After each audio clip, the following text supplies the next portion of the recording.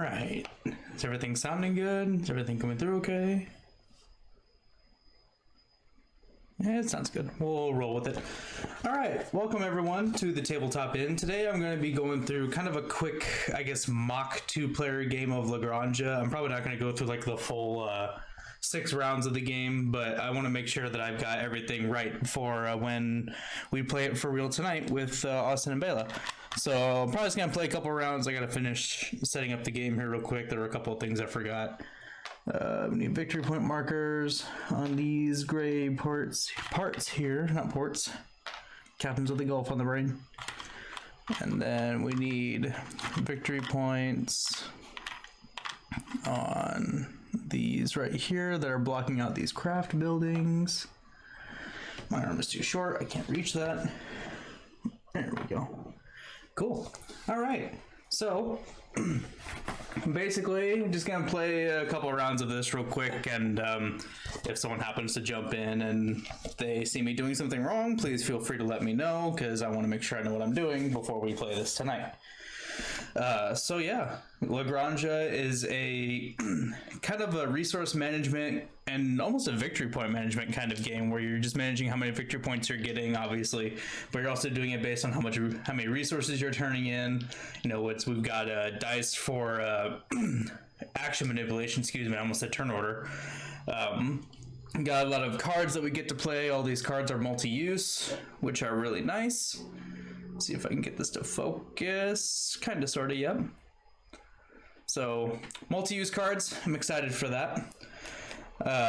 There's a lot going on in the game. I'm not going to go through everything right now because later on when we go through the actual gameplay with Austin and Bela, I'll obviously be going over the rules there, but really I'm just making sure that I'm going through sequence of plays properly, making sure I'm not missing anything, making sure that, you know, I'm able to teach this properly when they come.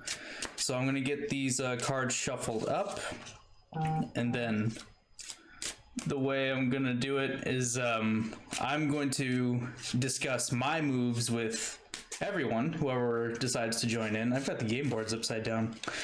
I've done that twice now.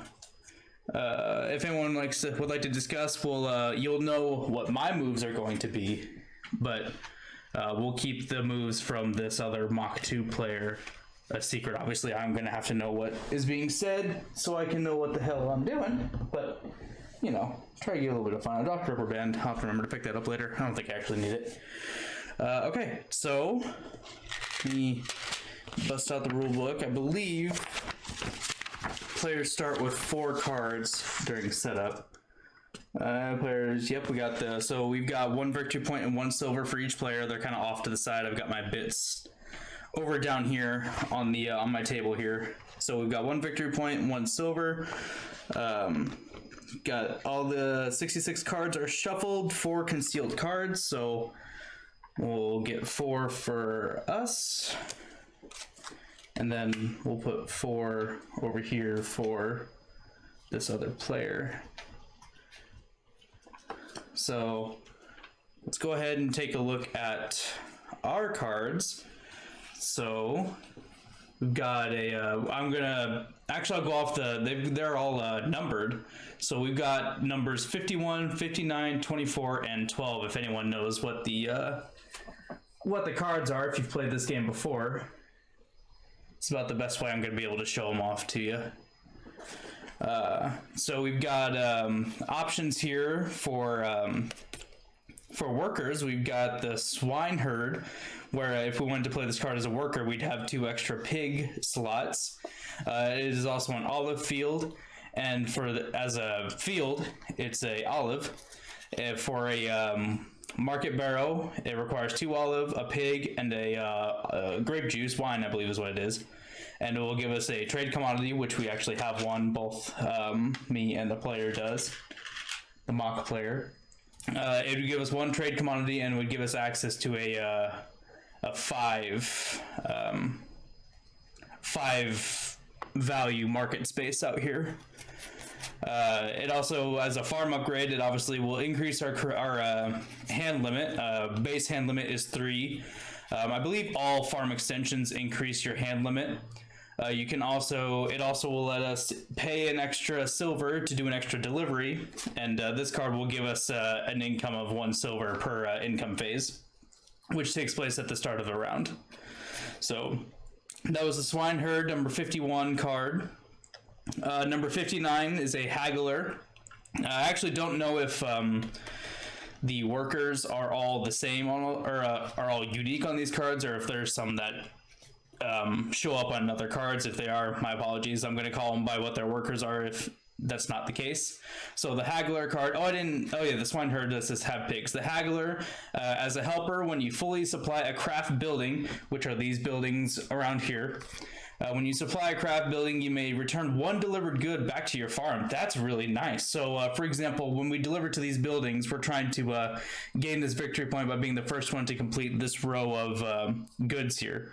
So, for example, if I complete this row, which requires 2 olives, 2 grain, and 2 grapes, I could then pull one of these goods back to my farm for my pool, which is really nice because there's a building up here that requires an olive, a grain, a grape, a silver, and a pig.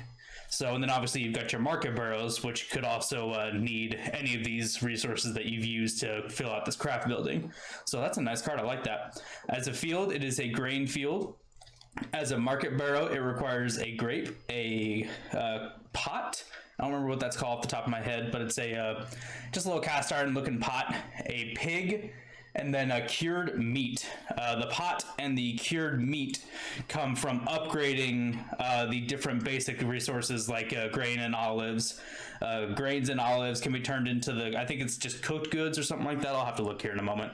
And the cured meat can come from upgrading pigs that you have. Both of those cost money to do. We'll look at that probably whenever I actually go to do that, or if the other player goes to do that, then we'll be able to look at that. I'm going to see what the upgraded goods are called, excuse me, because I do not remember off the top of my head what they are. Getting food and wine, so it's just food. The pot icon is. So that was the Haggler. Again, grapes, food, pigs, and cured meat will give us a trade commodity and access to a 6 value market space out on the board. As a farm upgrade, it is the same as the Swinehead at increase in hand limit and extra delivery at the cost of 1 silver, and then a silver income. That was card 59, excuse me. Card 24 is a Wagoner, or Wagoneer, however you pronounce it. Your first extra delivery is free. Take 1 silver after making the delivery. So instead of having to pay for an extra delivery, you actually will gain an extra silver for a delivery. That's really nice too. As a field, it is a olive field. As a market barrow, it requires an olive, grain, and grape. That's actually a fairly cheap market barrow to fill. And it will give you access to a 3 tile on the market spaces out there. As a farm upgrade, it is pretty much the same as the previous 2, increase in hand limit and extra delivery at the cost of 1 silver, and a increase in silver income by 1. The last card we have in our hand is a groom. Looks like we have a space for a pig with the groom. And if you own at least 1 pig, you may spend 1 grain to receive 1 victory point. That is a one-time ability as shown at the bottom of this card with the X1 or 1X. I don't remember what it is off the top of my head because I'm holding it up for the camera for you to see, which I'm not doing a very good job at right now. There it is. So the 1X means it's a one-time ability per round. I believe it'll reset every round, but you cannot just keep doing that throughout rounds. I believe that's how that works. I'll have to look at that in a moment. As a field, it is an olive field. As a market barrow, it is a grain. It has a grain and pig for a requirement, and it gives us a trade commodity and access to a 3 value market space. As a farm upgrade, this one's a little different. It does give us a hand limit. It gives us the increase in the extra delivery at the cost of 1 silver if we want. But this one, instead of giving us the income of silver like the other ones have been giving us, this little blue icon here, we will actually get an increase in our pig dens. So instead of having the base of 2, we'll have 3, which will actually let us start kind of dabble in raising pigs. So basically, if you have 2 pigs and you have the space in your den for another one, at the end of a round you can actually get more pigs because they're giving birth. So that's really nice. I'm looking at for the one-time use cards to make sure I say it right, that I believe they reset after every round. I wonder if it is in the Farm Cards Glossary book. Let's see here. I do really like that it came with a this glossary book, because I can, yeah, so it looks like they're all the workers are unique. So we're looking for card number 12, the Groom.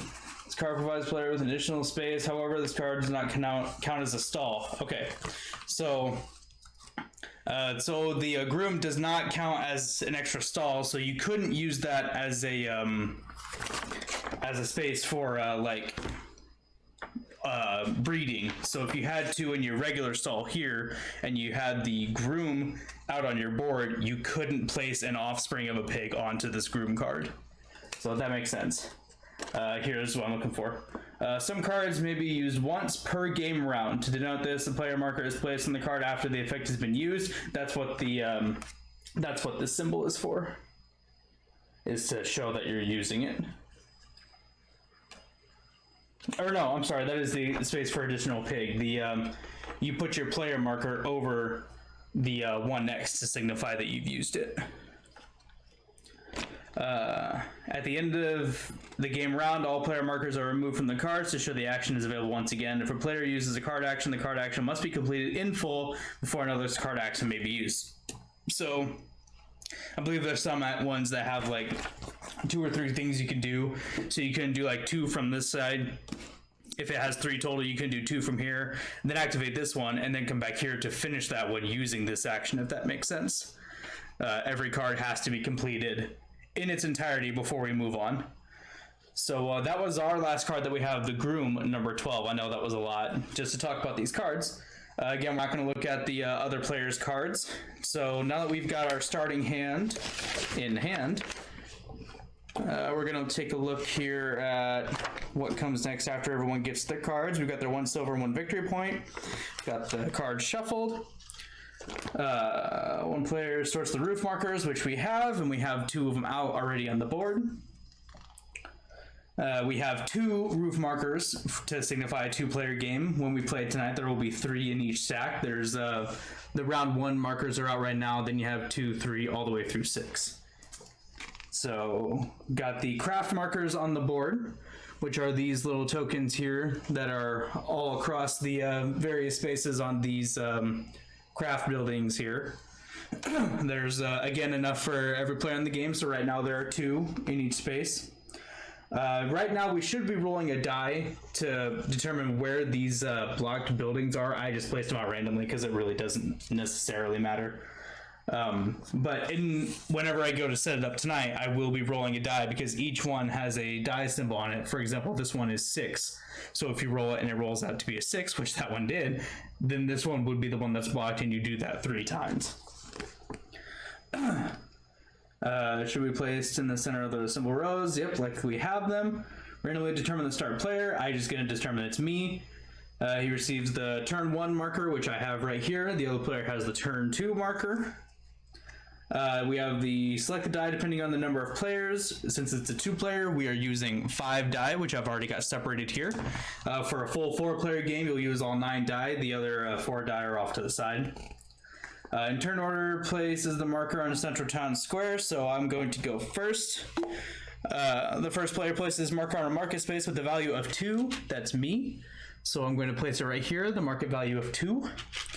And then in the remaining order, follow this in ascending order. In a 3-player game, spaces 2, 3, and 4 are occupied. In a 2-player game, spaces 2 and 3 are occupied. This was the part that kind of had me a little confused. I think what that's meaning is we can only occupy spaces that are 3 or 2. We couldn't go to like 5, 4, 5, or 6. I believe that's how that works. So in which case, the red marker. Yeah, so for example, along this edge here, they've got the X's here denoting that in 2 to 3 player games, you cannot use those. And in 2-player game, I do not believe you can use anything that's got a red dot on it, it looks like. Oh, there's green dots as well. I'm not exactly sure what the dots mean, if they even mean anything. But like I said, I'm guessing that in a 2-player game, you can only use the spaces that are worth 2 or 3 and nothing more. Reading here just to be sure that's what that means. The wording on this is a little confusing for that. So I think as the red player, let's see, let me make sure I don't screw this up. Players siesta track on a space. Oh, excuse me. In turn of first player places a mark on the mark space value of 2. Remaining players follow in ascending order. So this player has to put it on 3. He is probably just going to go right here. I don't really see the difference as far as where placing it where. I mean, eventually it's going to come into play. Eventually you're going to be able to place more of these when you fill out a market barrel. And when you place these, you actually remove other players' tokens and you score based on how many tokens you removed. So it will come into play later, but right now I don't think it really matters. We've got the victory points and the silver placed in nearby pool. The victory points, you can kind of see the silver's off to the side. Yes. Okay. I think I've got everything sorted out. Let me just check something over here. Sure. I had to make sure I could actually see chat. I realized I couldn't if anyone decides to come in, so my apologies if someone was here. So I think we've got everything sorted out. Let me go ahead and do a quick glance through. The disc, the siesta track. I knew I was forgetting something. In reverse order, each player places the siesta track on the space at the bottom of the siesta track. They should be stacked. The disc of the starting player should be on top, which it is. My disc is on the top here. The red player's is below. So we're down here all the way at the bottom of the, siesta track. That was the thing I think I was forgetting. So Granja is played over 6 game rounds. 1 game round consists of 4 phases: the farm phase, revenue phase, transportation phase, and scoring phase. Granja does not contain a game round track. Players may use the backs of the roof markers and the empty roof marker spaces to determine the current game round. Basically, the easiest way we're going to keep track of rounds is when we get done with the round, if there are still roof tiles here, we're discarding them, and these are being moved up. So if 3 is here, we're in round 2. Hopefully that makes sense. It made sense in my head anyway. So we've got some anytime actions we can take. Granja is a very flexible game. Most of the time, only the active player may perform various actions in the order of his choosing. Just a heads up, the rule board refers to the player as a he. I'm going to try to say they as much as I can, but I'm reading. So, for actions in the order of their choosing. This is especially important for certain actions that may be conducted anytime during the game, independent of the phase of a game round. So, you can, as far as I understand this, I just spit in the rulebook, gross. These anytime actions, these still have to be taken on your turn, but it does not matter what phase you are in. So, we could be in the farm phase and still take these actions, but it still has to be on your turn.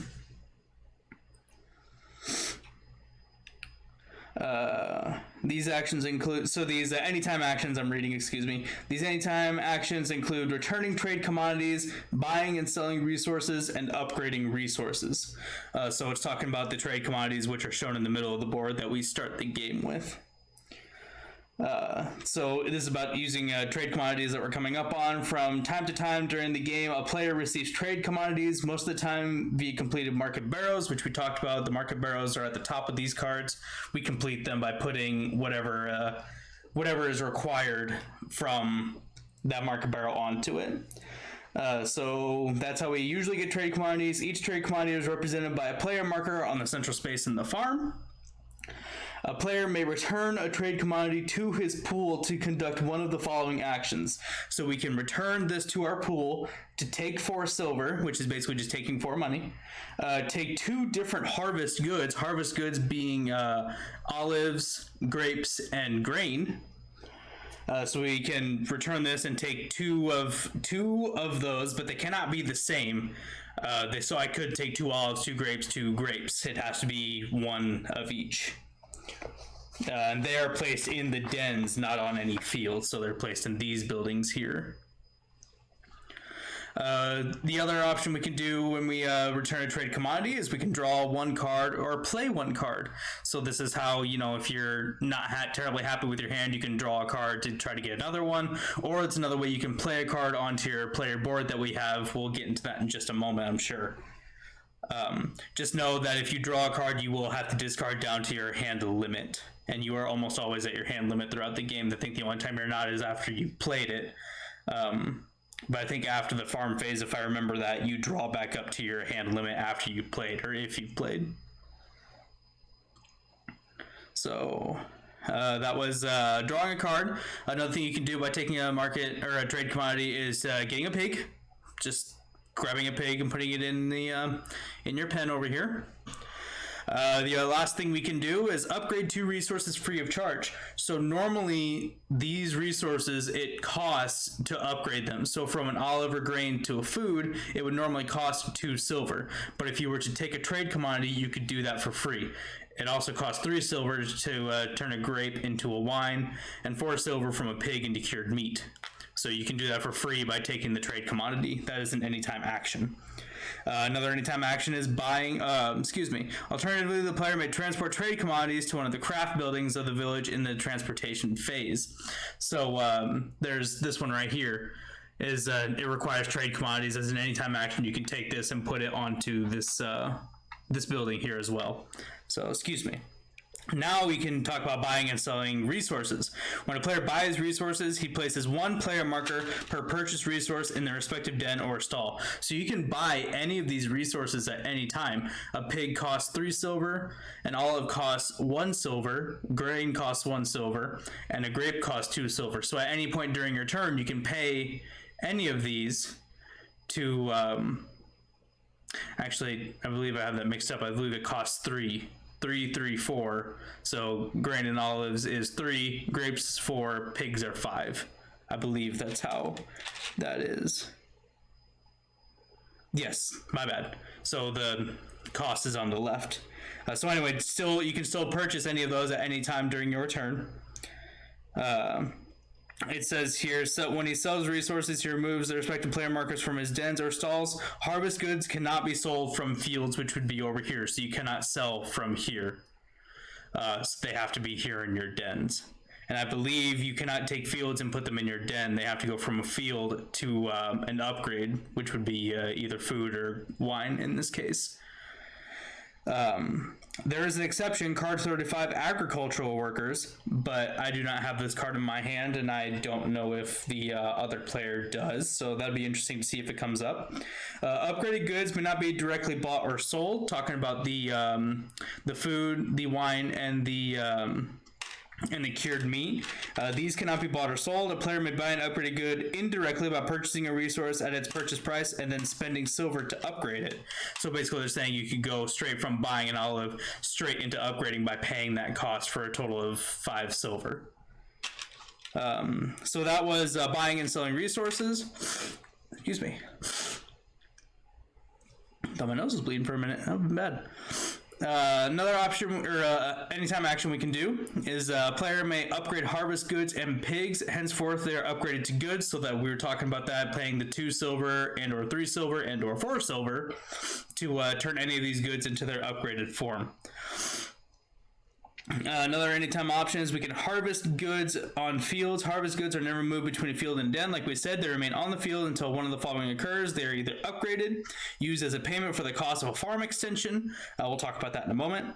And used as delivery. So those are the anytime actions that we can take throughout the game. Now, we just talked about the farm extensions. We went through the different farm extensions that we have. These cards are not free to play. The other ones are. The farm extensions cost based on how many you're trying to put down. So the first farm extension costs either 1 victory point, 1 pig, 1 grain, 1 silver, 1 wine, 1 grape, 1 olive, 1 cured meat, or 1 food. So it costs basically any resource that you have. That's not a card. And yes, victory points are considered resources in the game as well, which is very interesting to me. When you want to place your second farm extension, you have to pay 2 of those things, and they cannot be the same thing. So it has to be either 1 victory point or 1 pig, and so on. If you want to place 3, your third farm extension, it's going to cost 3 different resources.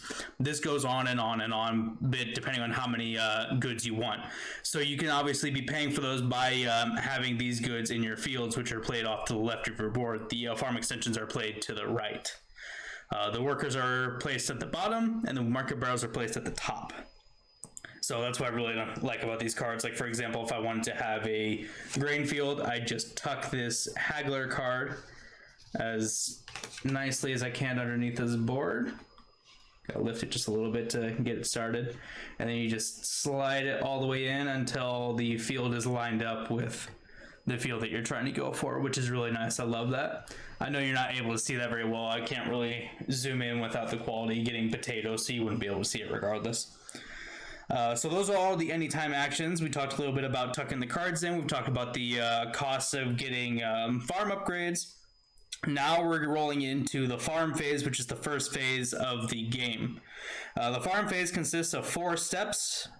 One step is always conducted completely by all players, before the next step is started. So we cannot skip steps here. We have to go in order based on our handy little player aid that we've got here. I love these player aids. I love that they're cardboard and they're thick.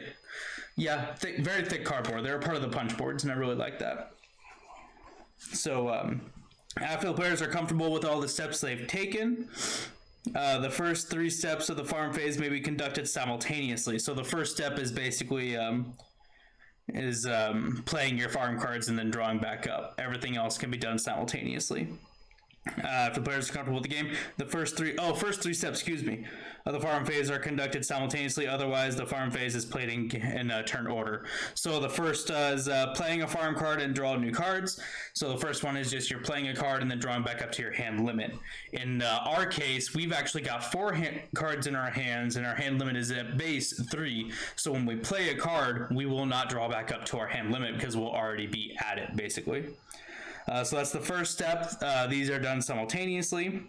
The exception, in the first round, all players play 2 cards, so you will actually drop to your hand limit.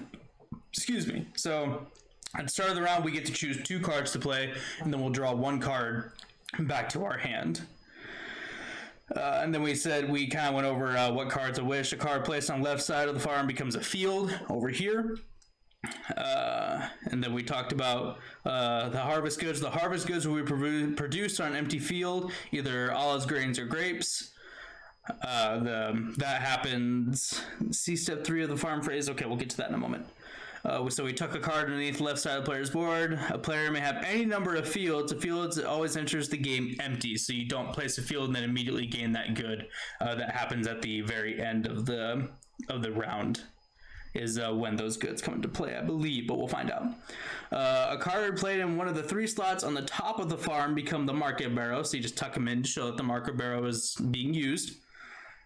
These goods must be, specific goods are delivered to the corresponding symbols. These goods must be delivered to the barrow by the player. When the market barrow has been fully supplied, it is sent to the village market, and earns the player a trade commodity and victory points according to line 2 below the symbols.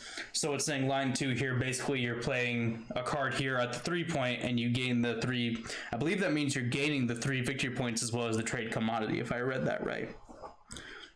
Victory points according to line 2. So then you're not only scoring the 3 victory points here, but you're also scoring the victory points of any markers that you've uprooted from the board. So that's his very high scoring game, I believe it's going to be. So that was the market barrows. Card placed on the right side of the farm. We talked about this a little bit, but those are the farm extensions. Took a card, so it's only the right side of the card displaying. Farm extension offers various benefits. Card placed in one of the 3 slots at the bottom of the farm becomes a special helper that gives the player special abilities. Took the card underneath the board, yada yada yada yada, so it's only the information. Tuck the player's card underneath the bottom of the player's board, so only the information at the top of the card remains visible. Interesting. That's strange. You'd think you'd want the information in the middle, whatever. They're talking about the helpers, which is the stuff in the middle of the card there. What's really nice about these helpers is you can see that they've all got like different colors. So for example, the haggler is kind of a green and gray color. The groom is a red color. That's signifying what phase these workers get to be activated in. So the haggler gets to be activated in phase 2 and 3. The groom is activated in phase 4. So that's really nice. It really is a good use of color coding. Playing a card as a market barrow helper or field is always free. If a player already has 3 market barrows or 3 helpers on his farm, so if all of these spaces are 3 of either helpers or the market barrows, he must discard an existing one to make room for the new one or helper. So if you want to replace this market barrow, you just have to take it out and put it in the discard, and then you can put a new one in. Playing cards requires the appropriate payment. Farm extensions are paid for with farm goods. We talked about this a little bit. Each farm extension card played costs a more unique farm good. Each farm extension card played on the farm costs 1 more unique farm good than the previous one. So yeah, we talked about that a little bit. Yep. At the end of this step, each player draws cards until their hand limit is reached. So at the end of the playing card step, you draw back up to your hand limit. Each farm extension a player owns and a few helper cards increase the hand limit. We did talk about that as well. The hand limit is only in effect at this time. During the rest of the round, a player may never have more cards in his hand than his hand limit allows. If a player must discard surplus cards, he may choose which of his cards to discard in order to get back to his hand limit. As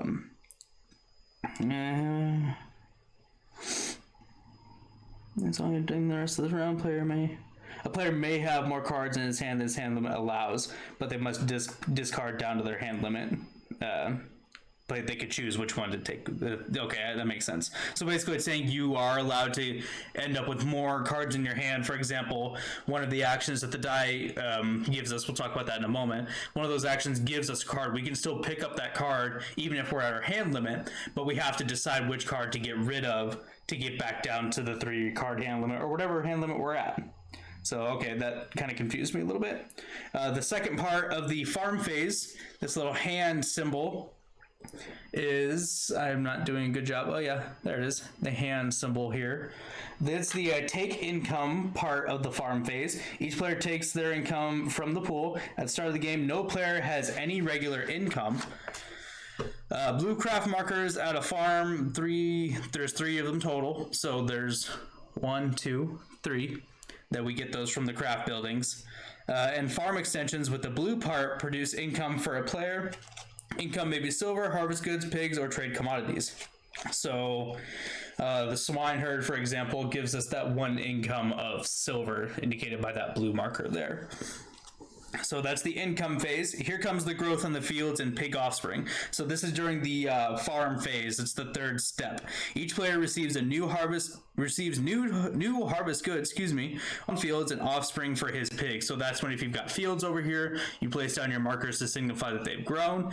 If you have enough dens over here for pigs, you place another marker here to show that you have a pig offspring now.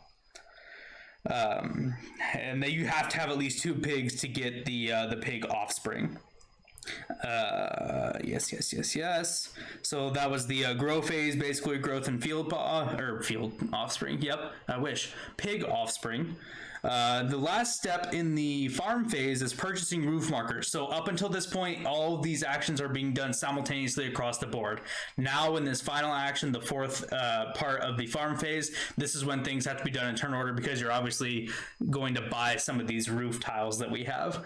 We've got 2 of them out right now. Each of them cost 1. They cost what equal to the round number that we're on. So since we're on round 1, they only cost 1 silver. So put those back down here. So obviously at this point, starting with the starting player, he goes around, he decides if he wants to buy a roof tile or if he wants to pass on it, which is an option. Just know that once we get done with this round, any remaining roof tiles are discarded. They don't stay there until they're all taken off. So there it is, a flat out 6-round game that you play. So I think this game is going to be a pretty fast paced game once we figure out what we're doing with it. Excuse me, attention. In the first round, players purchase roof markers in reverse turn order. So glad I pointed that out. So in the first round, it'd be this mock player's choice to buy a roof tile first, and then it'll be our turn. Purchase roof markers are placed in the leftmost empty space on the player's farm. So this track right here shows it. They got to go on the far left side because they're worth victory points the more you fill them out. Move with victory points on it, he immediately receives those points. So in round 2, if we buy a roof tile in this round, then in round 2 we buy another one, we'll immediately gain 1 victory point. Next one's worth 2, 3, and 4. Each roof marker provides a special one-time benefit which may be used at the player's discretion during one of his turns. So it's, again, still has to be the active player's turn, but they can choose to activate the ability of these tiles. For example, this tile during the farm and or I believe it's called the income phase, we'll get to that in a moment, we can move up 2 points on the siesta track. But if we do that, we have to turn the tile over to signify that we've used that tile on our farm. Excuse me. Each player may buy 1 roof marker per round, so you can't buy more than 1. Since the farm only has 5 marker spaces, a player may buy a maximum of 5 roof markers, so you can't buy more than 5. I think the rulebook gives you a really nice glossary of any action that you can take with the roof tiles, which is really nice. Excuse me, I like that was what I was trying to say. So that is the end of the farm phase. A lot going on. It's not the one that has the most. I think it is the one that has the most going on as far as like what you're doing as a player. But I think it's still simple enough that yes, it sounds like a lot when I'm saying it out loud. But once we get into it, it's gonna go really quick. So starting off with the revenue phase, we take the revenue die, which is what the dice are called. The start player takes a number of die according to the number of players, which is 5 for us, and rolls them. After that, they are sorted into their corresponding revenue space. So we'll put the 1s on 1,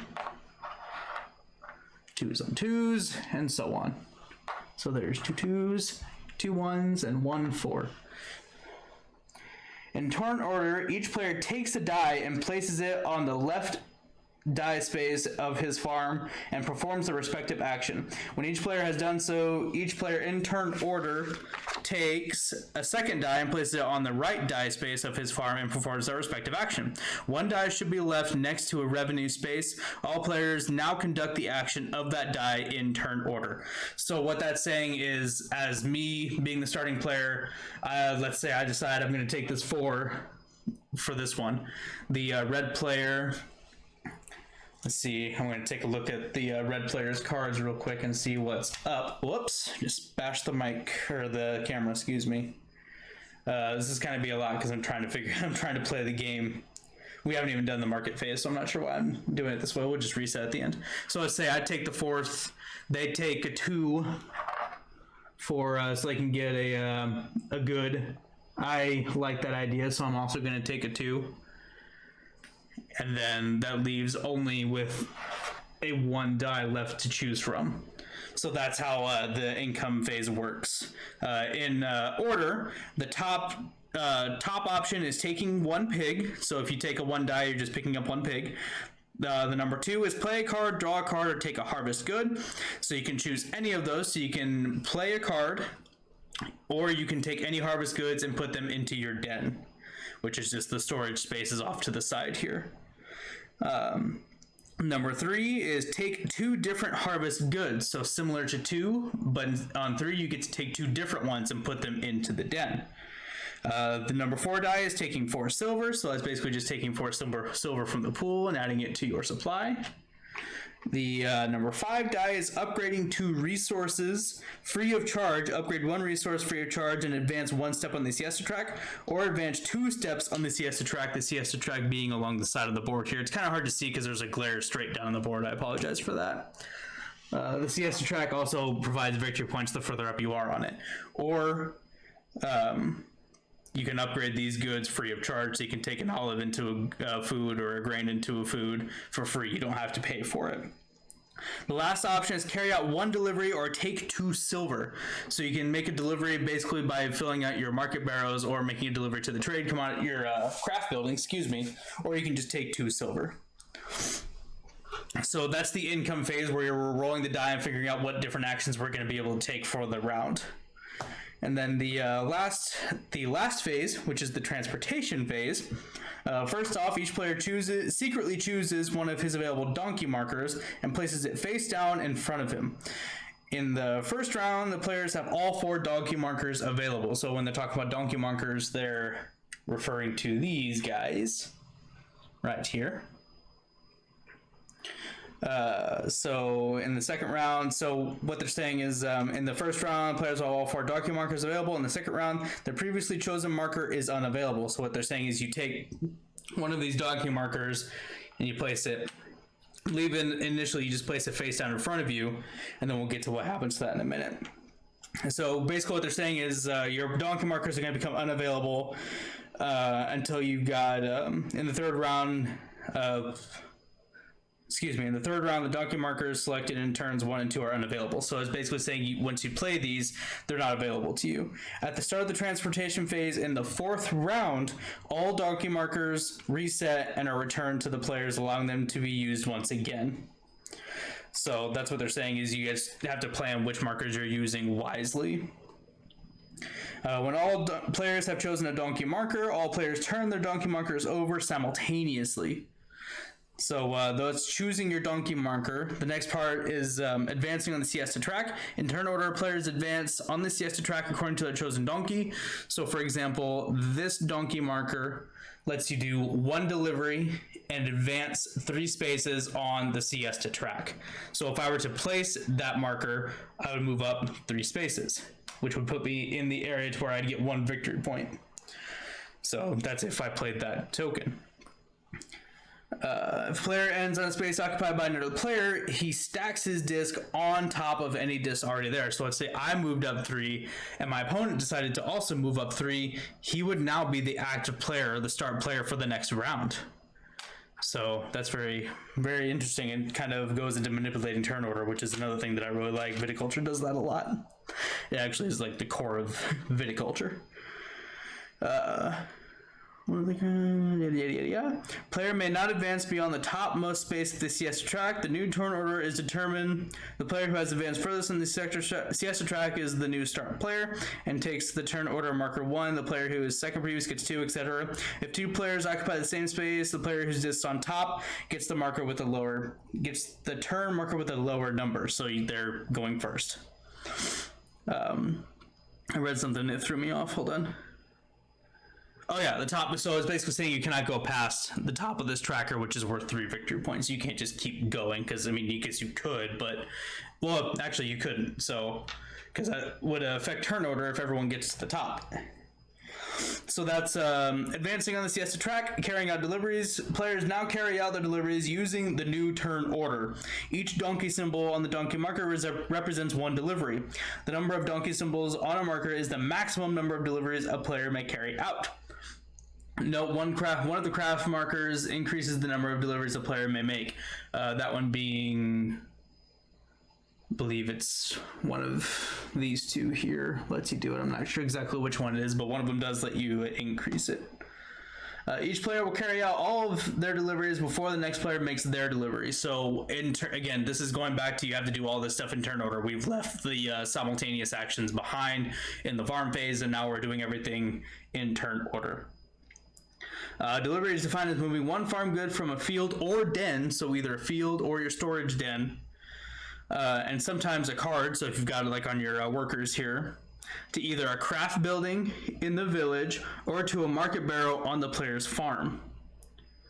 A player continues making deliveries until he has used as many of his deliveries as desired. So if I had 4 deliveries to make, I'd obviously use this 4 donkey and I could place 4 goods either on my market barrows or anywhere on these craft buildings if I've got the resources available. When players carry out all their deliveries, they place their donkey marker face down on the top left corner of their field. This marker is no longer available until the donkey marker is reset. So that's what this space up here is for. It's basically the donkey marker discard discard pile, and they're placed face down. Deliveries to craft buildings. Each player may carry out deliveries to all 6 craft buildings. However, at the start of the game, 3 of the 6 buildings are blocked, which we've got shown with these markers all across the buildings here. Then obviously players cannot deliver to the blocked buildings. Each craft building has a symbol row for each player, which is what these are. All these rows are the exact same thing. They're just different rows for every player. Player chooses an empty row when he carries out his first delivery, so doesn't matter what row is. The players don't have a specific row to choose from. It's just whoever delivers there first just places their marker. That row becomes theirs. As a symbol for yes. A player may deliver farm goods to various craft buildings in one transportation phase, so you don't have to choose to deliver to one building during the phase. You can deliver to multiple different buildings. To carry out delivery, the player takes the farm good in question, and places it on their row. Farm goods may be delivered in any order to a craft building. A player does not have to deliver goods in the order shown in their row. Deliveries to craft buildings may be spread out over as many rounds as necessary. So you don't have to completely fill out a row in a round. You can just place them as you have them. You also don't have to complete them left to right. You can complete them as you have them. So I could say one round I have 1 olive, 1 grain, 1 grape. If I went to make a delivery and I had enough donkeys, which is 3, I could send my 1 grape, 1 grain, and 1 olive. I messed up the symbols, but you get what I mean. When a player has fully supplied a craft building, when they fill out the row, they immediately transfer all of these markers to one of the spaces. Transfers one of these markers, to one of the spaces at the building highlighted in light gray. So for example, this building goes to this marker. So basically you're placing one of your player markers here to signal that you've completed this building. The player, and once you've done that, you may no longer make deliveries to that craft building. The remaining player markers are returned to their pool. If the player is the first one to fully supply a craft building, they immediately take the victory point from that gray spot, which is also on the board here.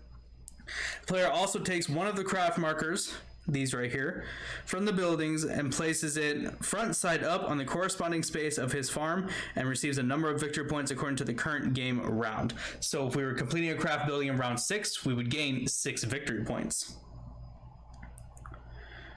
Each player keeps his craft markers until the end of the game. Sure. The player may immediately use the function of the front side of the marker once.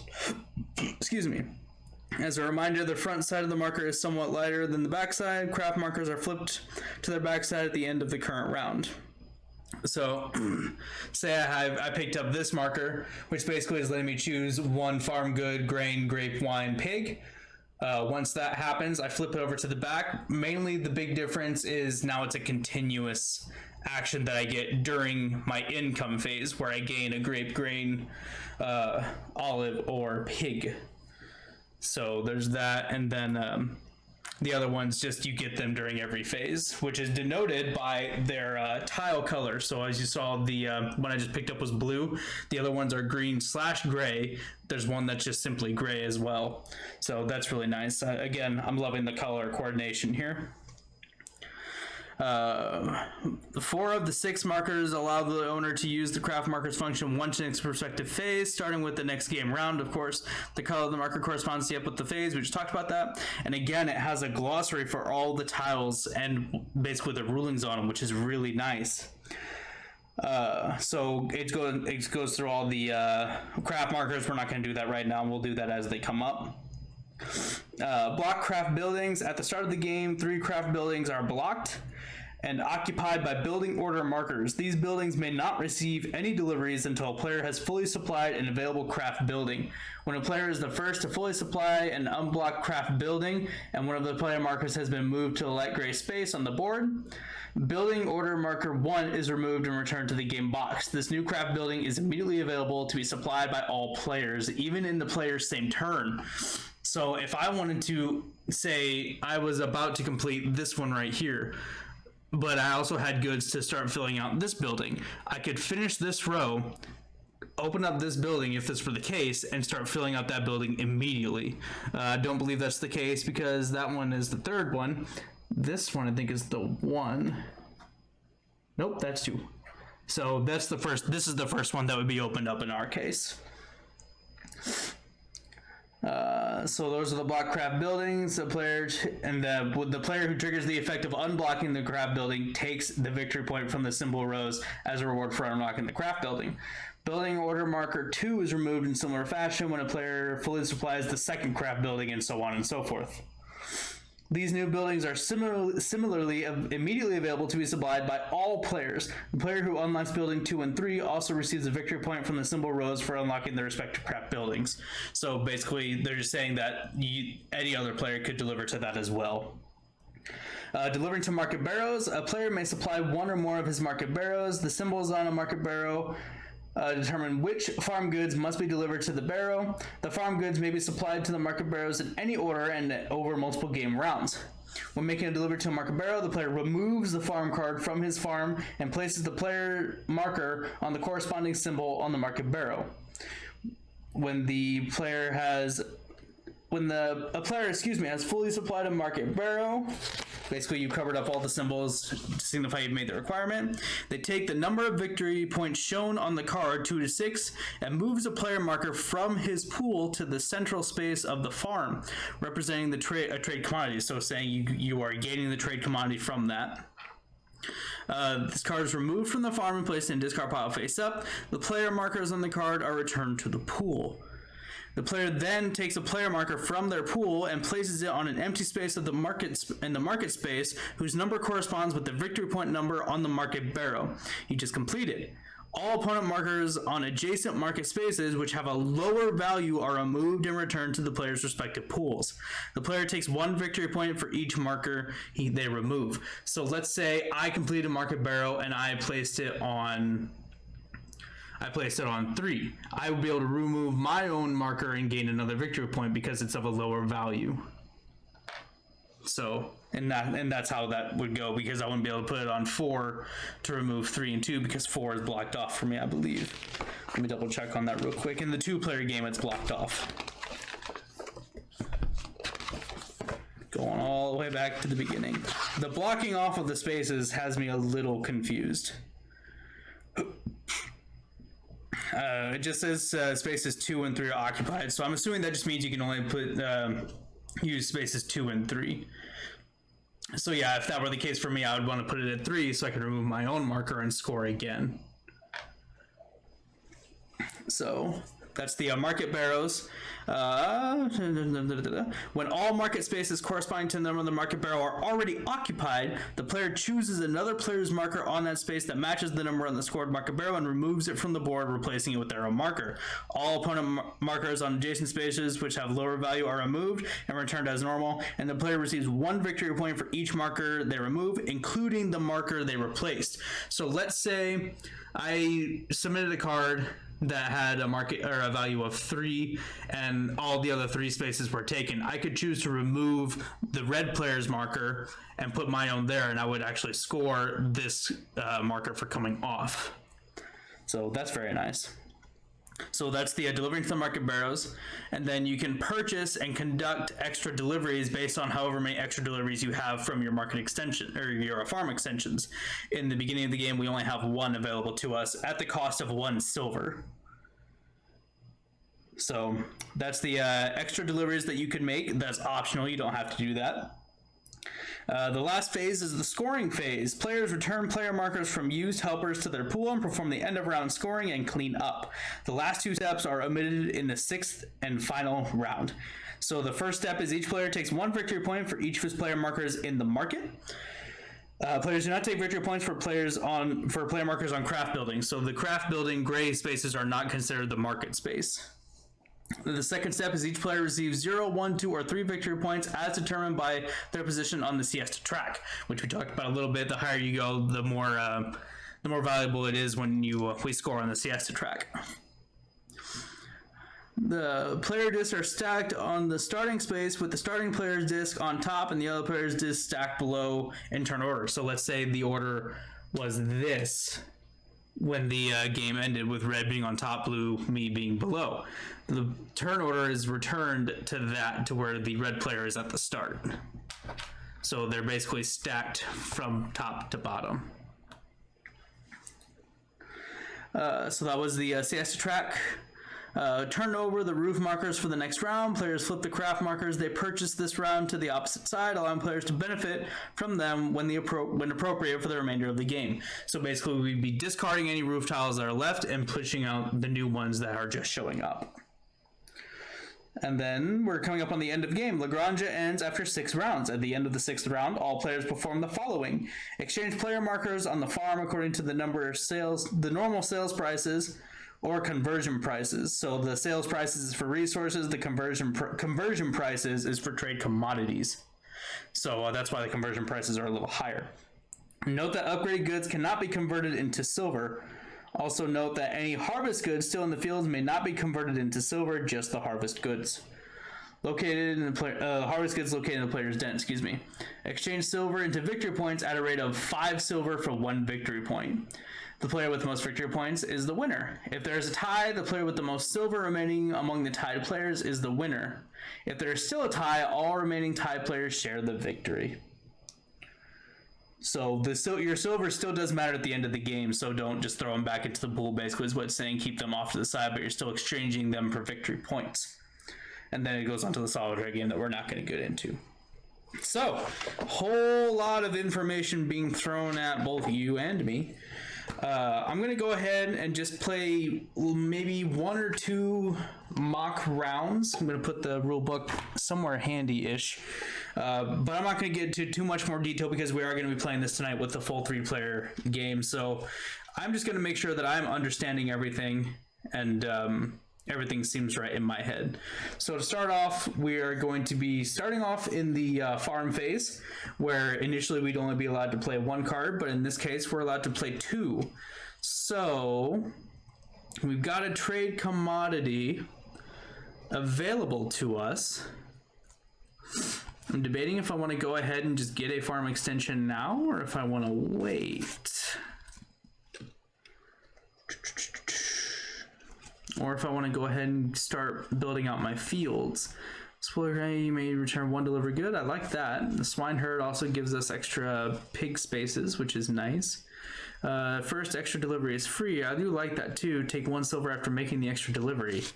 I do like this Wagoneer too. I think he's going to be good later on with that extra delivery and then taking that additional silver.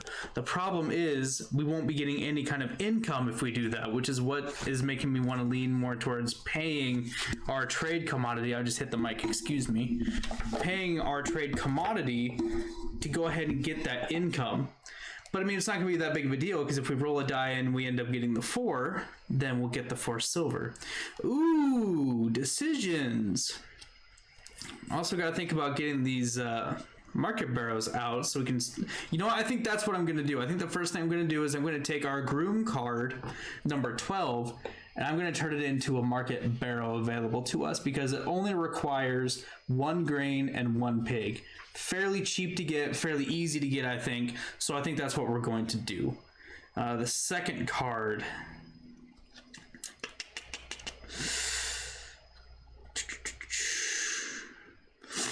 I'd like to get some sort of fields going here. So I think I'm going to take the swine herd card, number 51, and slide it underneath the left side of the board here. Gonna want to get these cards sleeved, I think. There we go, to show that we now have a olive field ready to go. So after that, draw back up to our hand limit. And there we go. So I've drawn back up. Let's go ahead and see what the red player decides to do with their 2 cards. You gotta make sure I don't talk out loud like I just did because we're not supposed to know what this person's doing.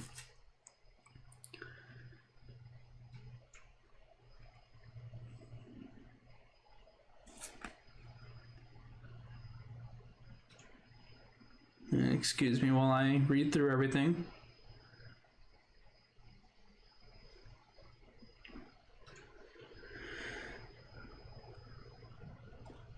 Nice.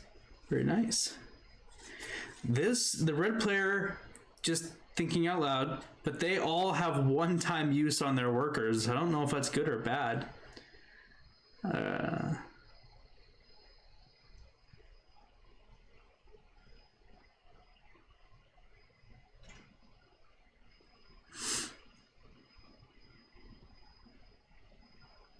Ooh, that's interesting.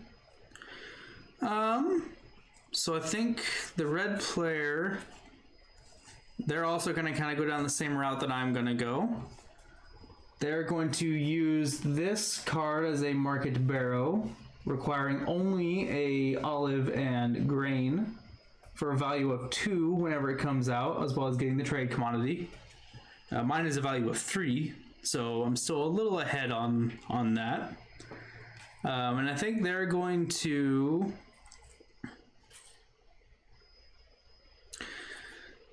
I think, are going to... So what they're going to do is they're actually going to spend their trade commodity to cover the cost of this field or farm extension here. This farm extension is going to let them not only have an increase in their hand limit, get it tucked in here, it's also going to give them an income of 1 silver, and it's going to give them an extra pig pen as well. So there we go. There's the two cards played for the red player, and now the red player actually gets to draw up to 4. We only got to draw up to 3. Drew an extra card because of their farm extension. So let me give these a quick once over real quick. These 2 are the ones we just drew.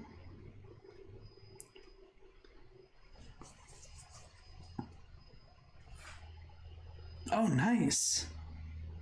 Ooh, that's a good card. Okay, they made out like a bandit on that one. Okay, so those are the 2 cards played. Now we're going to take the income phase. Looks like the only one that's actually going to be getting income is the red player. They're going to get an income of 1 silver from their farm extension. We are going to get... I'm looking here just to make sure. I believe that, yep, that's everything that is income phase worthy. We are going to get an olive on our field. Red player is not going to get anything. And now we have the option to buy a roof tile. As the starting player, I get to choose the first one if I want to, and I think I'm going to. I'm going to pay my only silver that I have, and I'm going to buy this tile here, which lets us choose whenever we want to activate it. It lets us choose to pick 2 of any harvest good, but they obviously have to be different. So there's that one. Do I want to activate that now? I think I might.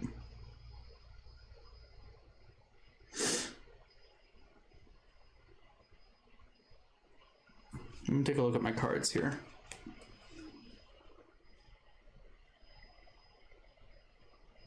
I think I will. So I'm going to activate this immediately, flipping it over. And I would like a grape and a grain. So what I'm going for here is I've got a few cards that are, or a few market barrows that are requiring olives. This one in particular, number 24, is requiring olives, grain, and grapes. I'm kind of moving towards that. Don't have any fields that have grapes or any cards that gives me grape fields at the moment, so that's a little unfortunate, which is why I decided to do that. Now the red player does have the extra silver, and I think they are going to spend that on the roof tile as well. And I think they're going to save it for now. I'll think on that. If I were them, I'd actually be about as torn as if I wanted to use it now or not. Okay, so those are the roof tiles bought. Now we're going into the income phase where we're going to roll these 5 die and see what we have available to us at the time. All right, we've got 3 1s, pigs galore. So there's 3 1s, a 3, and a 5. Okay, as the start player, I get to choose which one I'd like to do first. I get to choose first, I should say. I would like to start filling out my pig pen here. I've got a card that requires both a pig and a cured meat. So that's a A little unfortunate. Actually, I have 2 cards that require a pig and cured meat.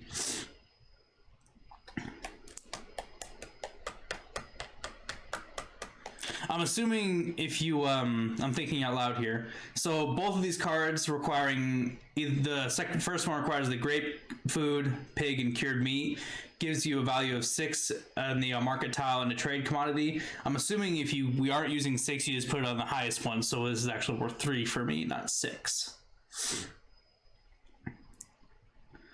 So that being said, I think I am going to start building out my pig engine here. I do have a card that has a pig pen expansion, but it's one of the cards that requires the pig and cured meat, so that's a little unfortunate.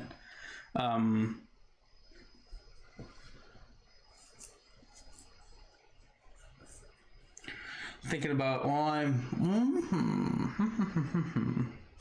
okay.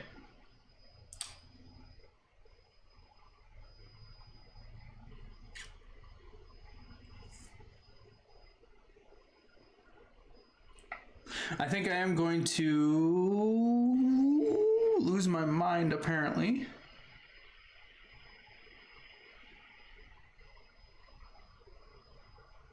You know what? I don't want to spend too much time thinking about it. I'll just take a pig. Okay. The red player is sitting pretty well right now. I think what they're going to do is they're going to take the 3 and they're going to want to get, they're going for, grain and grapes is what their plan is going to be. But first, I think what I'm going to do, I'm going to take this 2 free upgrades here. That's what I'm going to go for, which only leaves a pig for the red player. So now that we've all chosen our die, we're going to go ahead and resolve these. So I'm going to get my pig, and then I'm going to gain 2 free upgrades. And I think what I'm going to do is I'm going to make this grain a food and this grape a wine. Yep. The red player is going to get 2 commodities of their choice. They want, I said it out loud so I didn't forget, and I forgot. They're going to want grape and grain. So there's their grain, there's their grapes, and then they're going to get their pig. Okay. So that's the income phase done. Now we're going to go into delivery phase. So we're going to choose our donkeys. I obviously can't secretly choose, for either of us, so I'm not worried about that. But normally you'd be choosing these in secret. I think. So I have a plan. I don't think it's gonna be good. But we're gonna see. We're gonna take the 2 donkey and 2 siesta track movement tile. The red player is going to take, I think they're going to take a,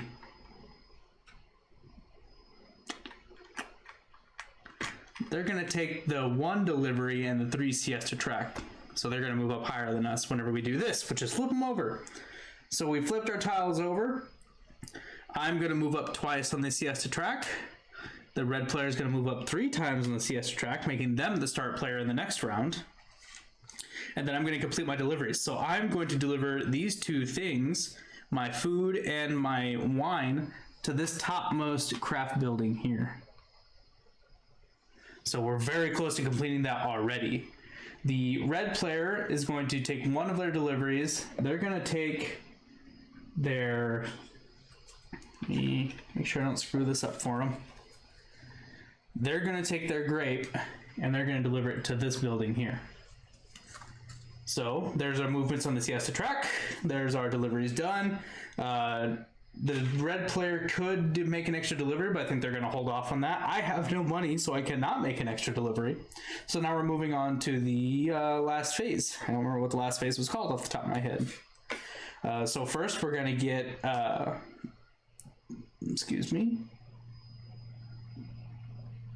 Oh, we're going to get a victory point for our trade commodity, which we have not spent. Yeah, I did not spend my trade quantity on this, so I will get 1 victory point. Yippee skippy. We're rolling it now. We've got 2 total. And then I'm going to gain another victory point for my spot on the siesta track. So now we have 3.